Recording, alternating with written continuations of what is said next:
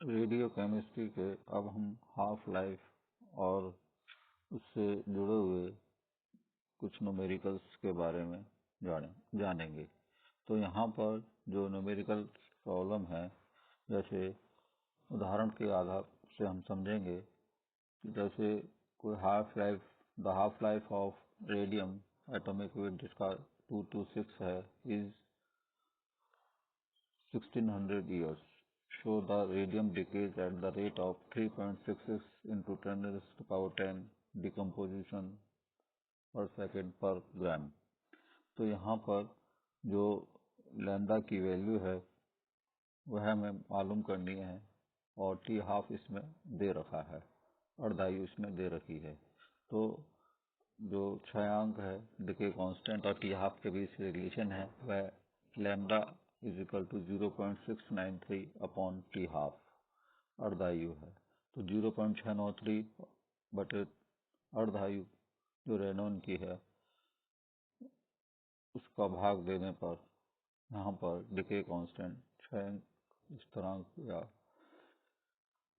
विक्टन स्थिरांक हमें मालूम हो जाता है। लेकिन यहाँ पर यह सेकंड पर ग्राम में है विक्टन की दर, तो इसको हमें सेकंड्स में परिवर्तित करना होगा क्योंकि 1600 वर्ष इसकी अर्धायु है।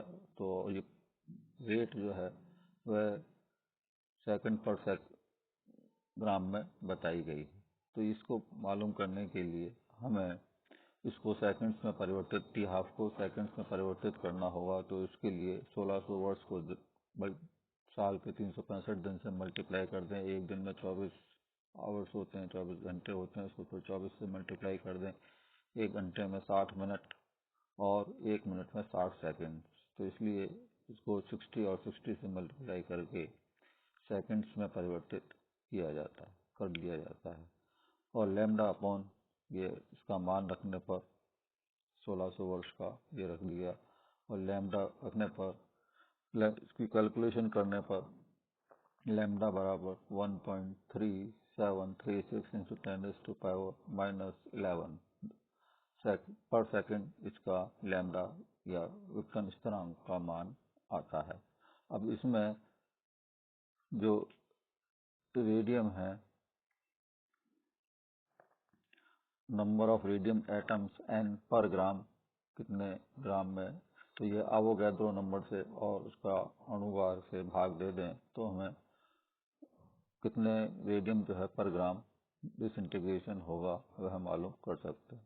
तो रेट ऑफ डिसइंटीग्रेशन जो विक्टन की दर है वो dN/dt होती है is equal to lambda n disintegration per second हम मालूम कर सकते हैं, जो कि प्राइमरी मुख्य फार्मूला है।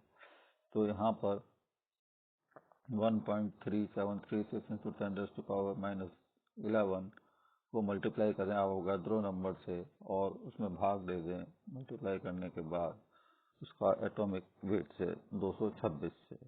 तो यहाँ पर डिसइंटीग्रेशन पर सेकंड पर ग्राम हम मालूम कर सकते हैं। तो 3.66 इंटू 10⁻10 डिसइंटीग्रेशन या विक्टन प्रति सेकंड प्रति ग्राम, इसका रेट ऑफ डिसइंटीग्रेशन या विक्टन की दर हमें मालूम होती है।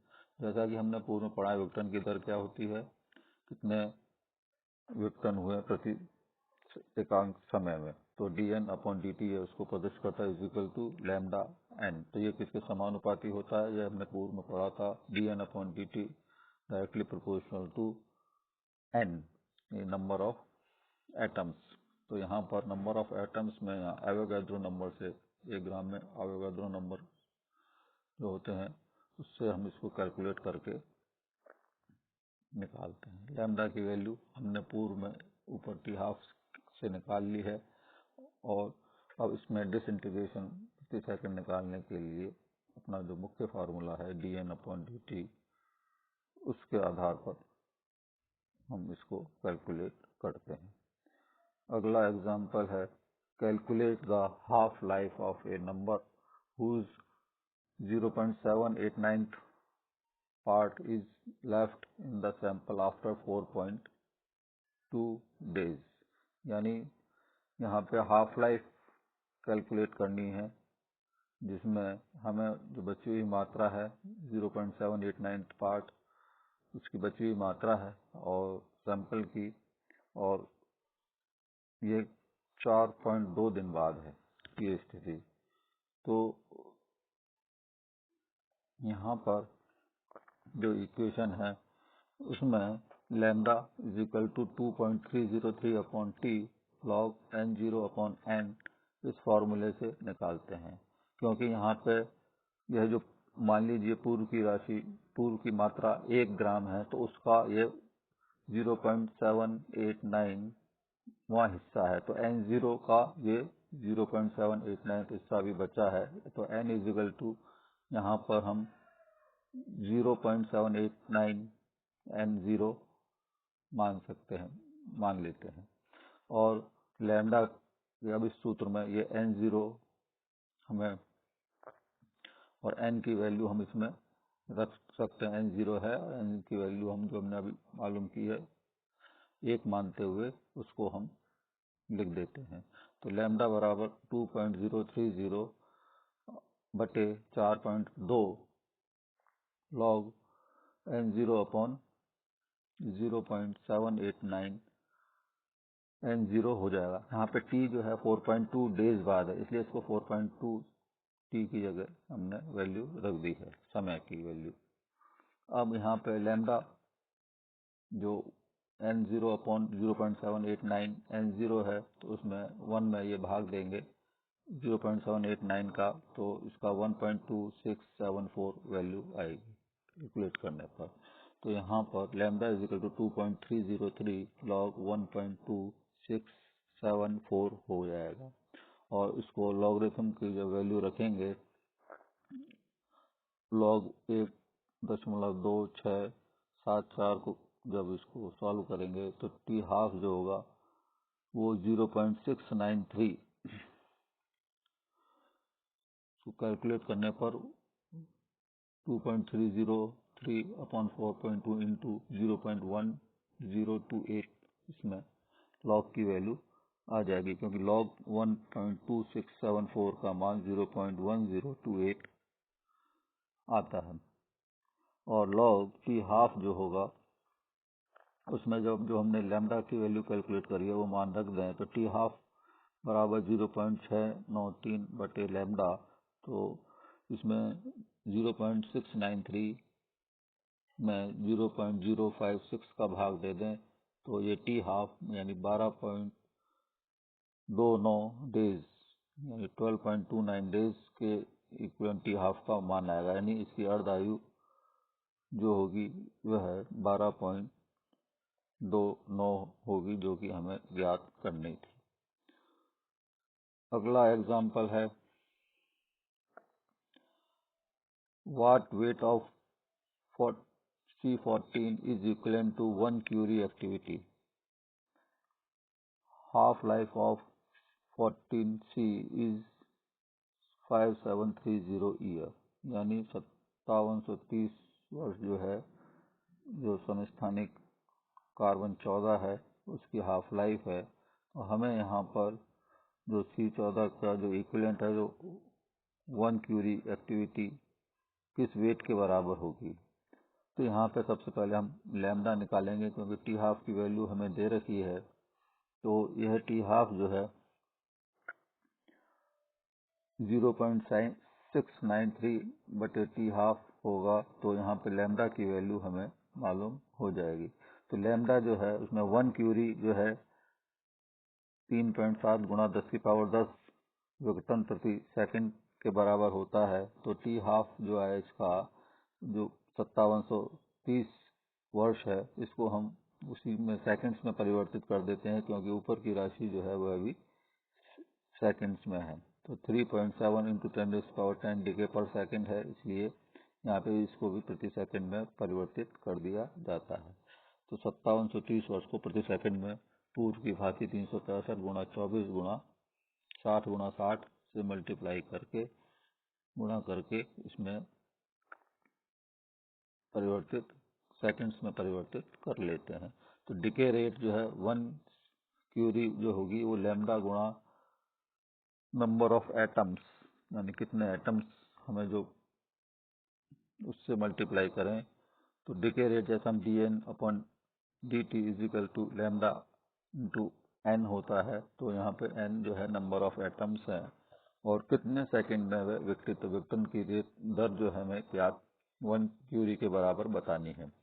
तो यहाँ पर जो 1 क्यूरी के बराबर है विघटन की दर, इसलिए 3.7 गुणा 10⁻10, क्योंकि ये 1 क्यूरी के बराबर इतने विघटन कब होंगे यह हमें मालूम करना हो, कितने नंबर ऑफ एटम्स पर होंगे।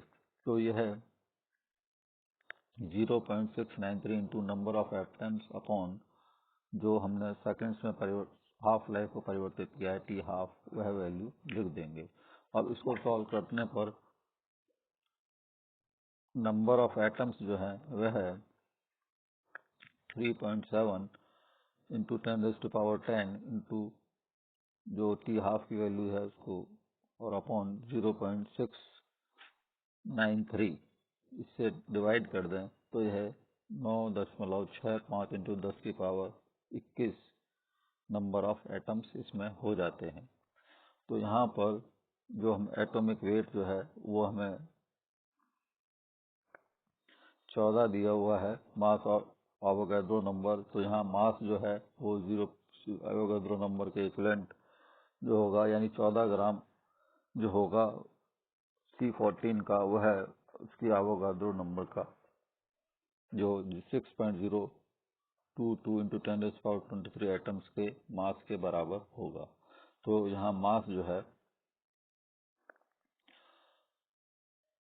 के लिए यहाँ पर 9.65 इंटू 10⁻21 एटम्स जो है मास, नंबर ऑफ एटम्स जैसे हमने ऊपर कैलकुलेट किए हैं उसका मास रख दिया है, द्रव्यमान जो एक एवोगाड्रो नंबर के बराबर होगा उसका नंबर ऑफ एटम्स यहाँ पे लिख दिया है, और यहाँ पर 14 इंटू का जो मास होगा वो 14 गुणा 9.65 इंटू 10⁻21 अपॉन 6.022 इंटू 10⁻23, जो कि इसका एवोगाड्रो नंबर है, उससे कैलकुलेट कर लेंगे। तो यहाँ पर ये उसका मास है इतने एटम्स का, वह किसके इक्विवेलेंट होगा, तो इसलिए 14 upon 6.022 into 10⁻23 atoms into 9.65 into 10⁻20, यानी एक एटम का फिर इंटू 9.65 एटम्स का कितना भार होगा उससे हम कैलकुलेट कर सकते हैं। तो यहाँ पर यह ग्राम जो आएंगे इसको कैलकुलेट करने पर वह 0.2243 ग्राम आएगा। इसी तरीके से अगला एग्जाम्पल है, उसमें हाफ लाइफ दे रखी है रेडॉन की, वह 3.824 डेज है और यह 75% डिकम्पोज होने में इसके सैंपल को कितना समय लगेगा वह हमें मालूम करना है। तो यहाँ पर हम मान लीजिए प्रारंभ में, क्योंकि 75% बताया तो परसेंटेज जो होती है वो 100 में से निकाली जाती है, इसलिए मान लें कि यदि प्रारंभिक अणुओं की संख्या जो है वह 100 है, तो 75% विघटन होने के बाद उसमें जो अणुओं की संख्या होगी वह 100 में से 75 घटा दें तो 25 होगी। तो यहाँ पर हम लैम्डा जो है जैसा कि अर्धायु बताई गई है 0.693 अपॉन टी हाफ के बराबर होती है, तो यहाँ पर हम विघटन या का स्थिरांक मालूम कर सकते हैं। तो इस कैलकुलेशन से लैम्डा का मान 0.693 अपॉन 3.824 डेज आता है, और टी की जो वैल्यू है टी इज इक्वल टू या lambda is equal to 2.303 upon T log 100 upon 25, जो 100 है वो n0 अपॉन nt या वो है रखेंगे। तो टी समय बाद, तो टी हमें कैलकुलेट करना है, इसलिए टी को हम लेफ्ट हैंड साइड में ले जाएं और लैम्डा को 2.303 के नीचे ले आए, तो यहाँ पर समय को मालूम किया जा सकता है। तो यहाँ पर t जो है t is equal to 2.303 upon lambda log 100/25, मतलब तो लैम्डा 4 आ जाएगा। 100/25 करेंगे तो 100 में 25 का भाग देंगे तो 4 आ जाएगा। और लैम्डा की वैल्यू जो हमने पूर्व में निकाली है 0.693 अपॉन 3.824, तो 0.693 नीचे रह जाएगा और 3.824 ऊपर चला जाएगा, 2.303 से मल्टीप्लाई हो जाएगा। तो इसको कैलकुलेट करने पर और log 4 की वैल्यू रखने पर 7.65 डेज के इक्विवेलेंट समय हमें प्राप्त होगा। तो इस तरीके से हम इसको कैलकुलेट करके यह समय डेज में ज्ञात कर सकते हैं। इसी तरीके से अगला एग्जांपल है, जब किसी एक रेडियो एक्टिव आइसोटोप जो है वह उसकी इनिशियल एक्टिविटी 2 × 10⁶ विक्टन प्रति मिनट और 4 दिन बाद इसकी एक्टिविटी जो है घटकर 9 × 10⁵ विक्टन प्रति मिनट रह जाती है। तो यहाँ पर इसकी 40 दिन बाद क्या एक्टिविटी होगी उसको हमको ज्ञात करना है। तो यहाँ पर जो n की वैल्यू है वह 9 × 10⁵ है और जो इसकी प्रारंभिक मान है जो पहले दे रखा है वो 2 × 10⁶ है। तो जो इनिशियल एक्टिविटी है उसको 2 × 10⁶ विक्टन प्रति मिनट मानते हुए और n को t समय बाद यानी 4 दिन बाद 9 × 10⁵ इसको t समय बाद इसकी एक्टिविटी है। तो इसमें लैम्डा गुणा lambda is equal to 2.303 upon t log n0 upon n में वैल्यू सब्स्टिट्यूट कर दें n की, n0 की और t की, क्योंकि यहाँ ये डिसइंटीग्रेशन प्रति मिनट में दिया हुआ है इसलिए डेज को हम 40 डेज को जो है उसको 4 डेज को हम उसको मिनट्स में परिवर्तित कर लेंगे। तो डेज को मिनट में परिवर्तित करने के लिए 4 × 24 × 60, क्योंकि एक घंटे में 1 आवर में 60 मिनट्स होते हैं और एक दिन में 24 आवर्स होते हैं। तो उससे मल्टीप्लाई करके हम इसको डेज में से मिनट्स में परिवर्तित कर लेते हैं और वैल्यूज पुट करने पर लैम्डा की वैल्यू जो है एक समीकरण में 2.303 अपॉन 4 × 24 × 60 log 2 × 10⁻6 अपॉन 9 × 10⁵ n की वैल्यू आ जाती है। अब ये एक इक्वेशन बन गई। दूसरी इक्वेशन में 40 डेज के बाद n जो एक्टिविटी है वो क्या होगी ये हमें मालूम करनी है। तो लैम्डा इज इक्वल टू यहाँ पर 2.303 और अपॉन 24 × 40 × 60 इसको मल्टीप्लाई कर दें, जो 40 डेज के लिए कैलकुलेशन कर रहे हैं हम। तो log 2 × 10⁻6 ये इसकी इनिशियल डिसइंटीग्रेशन है, n0 की वैल्यू है, अपॉन n अब हमें 40 दिन बाद जो निकालनी है वो उसको n एज इट इज रहने देते हैं। इसके बाद इन दोनों इक्वेशन को कंपेयर करते हैं। तो दोनों का एक तरफ 4 डेज बाद और दूसरी तरफ राइट हैंड साइड में हम 40 डेज बाद की इक्वेशन लिख देते हैं। तो equation 1 is equal to equation 2। इस तरीके से जब दोनों इक्वेशन को लिखते हैं तो यहाँ पर दोनों का कंपेयर करने पर इसको जब सॉल्व करेंगे तो जो बिना लॉग की वैल्यू है वो एक साइड में और लॉग वैल्यू एक तरफ इसको लिख देते हैं। तो लॉग जो है इनको जब बिना लॉग की वैल्यू सॉल्व करते हैं तो लॉग 2.222 यानी is equal to 1/10 log 2 × 10⁶ upon n ये वैल्यू आ जाती है। तो log 2.222 को सॉल्व करते हैं और इसको, तो ये वैल्यू 0.3468 इंटू 10 जो है 1/10 है, इसको राइट हैंड साइड से लेफ्ट हैंड साइड में लेके गए हैं, इसलिए इसको 10 से मल्टीप्लाई कर दिया है। और जब log वैल्यू को सॉल्व करेंगे तो यह है log 10 से जब मल्टीप्लाई करेंगे तो यह log की जो वैल्यू है, एंटी लॉग जिसको करेंगे जब, तो ये 3.468 का एंटी लॉग जो है 2938 आता है।